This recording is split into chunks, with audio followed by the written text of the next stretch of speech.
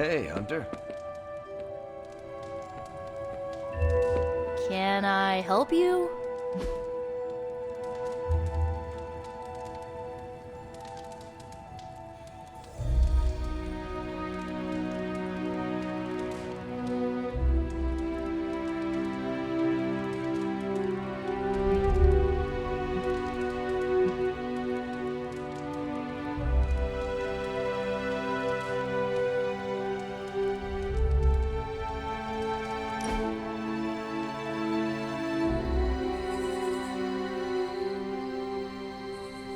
I wish I knew how to cook. You could learn. Meh, that requires effort.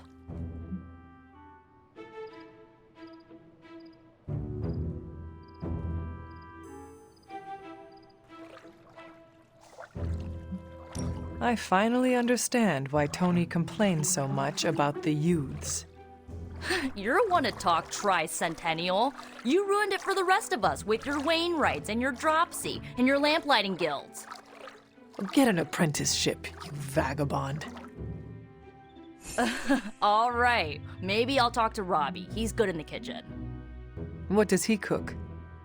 The kind of food you can't find on this coast. A taste of home? Kinda. You don't know what you're missing until it's a distant memory, you know? More than most. Mm-hmm.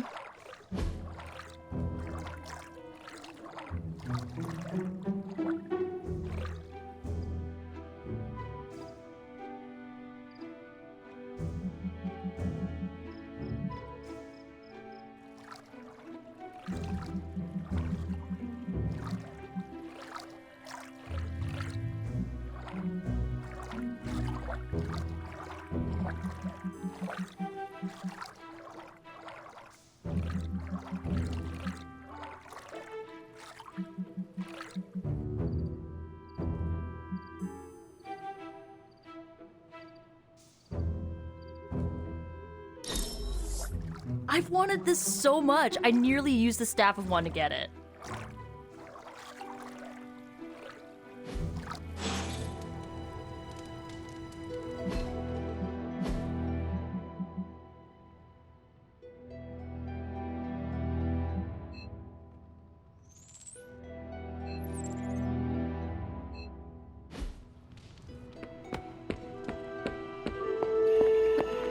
Had no idea the American Southwest was this haunted. Are you heading to the meeting? Yeah, I'll be there shortly.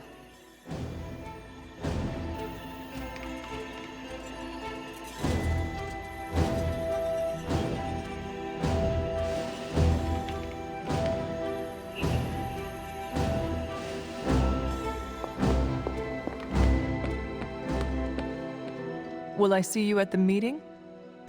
Maybe. Depends how bored I am.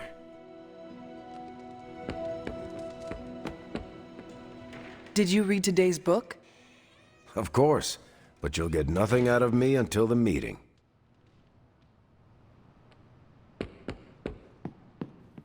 Heading to book club. Are you?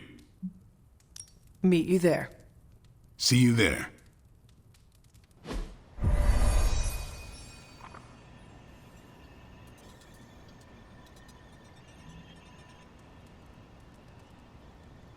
Whenever I read this book, I can still hear the General's voice in my head. Yeah? Welcome to book club. Yeah, okay. I didn't realize Steve knew the author. I really should have read this when he first asked.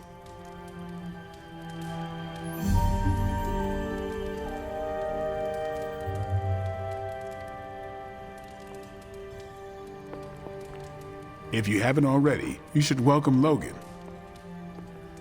Hope these meetings don't run too long. We can start whenever. Ready to kick this off? I am ready. Before we start, I want to welcome Logan to the book club. What did you think of the book? I didn't read it. Okay then, guess I'll start.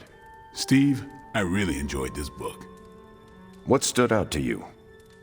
I know people have different approaches to leading others, but I never considered what drives them to do so. Take Custer. He led from the front and was mostly loved by his troops, but his drive for personal glory affected every choice he made. Eventually, Custer picked a fight he couldn't handle. His recklessness led to the death of himself and every soldier he commanded. His orders were to slaughter a native village. He deserved what he got. I can't argue with that. I think the biggest lesson, beyond don't be Custer, is that an outsized ego is a double-edged sword for a leader. Also, you can't just get through life with a pretty face. I thought you didn't read the book. I didn't, but I picked things up from context. I learned more about George Washington from this book than anything I was taught in school. Yeah, that surprised me as well.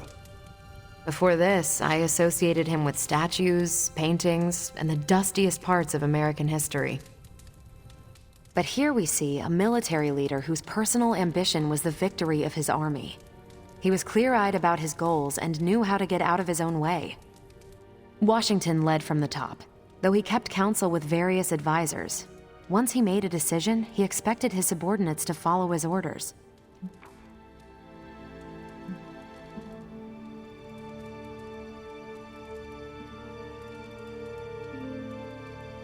This George Washington reminds me of you. You'd better not say it's the hair. No, you keep counsel at Central. Once you make up your mind, you assign missions to the rest of us. Leads like George Washington. I'll take it. More than anyone else in the book, Washington believed true leadership is a contract bestowed upon you by those whom you lead. And that's where the book gets its title? Right. The mantle of authority. It's something that augments you. Which brings us to our final profile. We really don't have to do this one. And now I'm interested. Steve, how long have you bugged me to read this? Not because of the chapter on me. You all know General Phillips selected me for the Super Soldier program. For a time, he commanded me in the field, and that's why my profile is in the book. He was kind to say I led by example. Maybe that's how it used to be. But the Avengers isn't a military organization. If I gave Tony an order, he'd laugh in my face. To get anything done, I need the group's consensus. I can't give pretty speeches about the need to sacrifice. I have to show that putting in the effort today will make a better tomorrow. You could order me a pizza. Nope, we're too far from New York City. That is a shame. Pizza could build consensus. You're not wrong. That's how I used to get the Hulk on board. But I find little enjoyment in talking about myself, so yeah, let's end it here. All right, we'll call it here. Next month is... Hunter, do you have any books to suggest? None from the past few centuries. Then Logan could pick the next one. Sure. The Adventures of Crash Morgan number 5, The Last Queen of Deimos. What is that exactly? It's about a space explorer with a ray gun, a jetpack, and a fishbowl helmet. Travels through space with a robot dog. They get in wacky adventures. That's a classic. A buddy of mine had that in basic. I'm always up for space nonsense. I'm not, but that's the book. I'll give it a shot.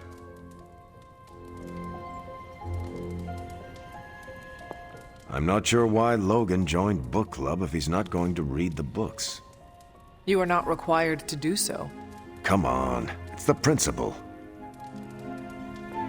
I'm actually surprised Steve recommended this book. Why? Steve can take a compliment, but he's uncomfortable with praise, especially from someone he respects. What did you think? Well, the punch is decent, but there should have been a bigger spread. I meant, what did you think about book club? I just told you. Thumbs up for punch, thumbs down for snacks.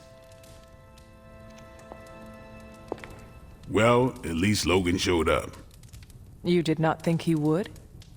I wasn't sure he'd be into book club, and I don't know what to expect from that book of his.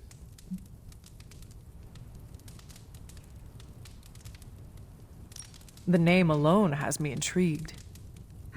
Maybe you're right. I should learn to roll with the unexpected. You welcomed a resurrected demon slayer into your life. Now we read books together. Can't argue with that. When you first joined, I wanted you to keep an open mind about book club. I owe Logan the same courtesy you showed me. Good call. You leaving? I should leave. Peace.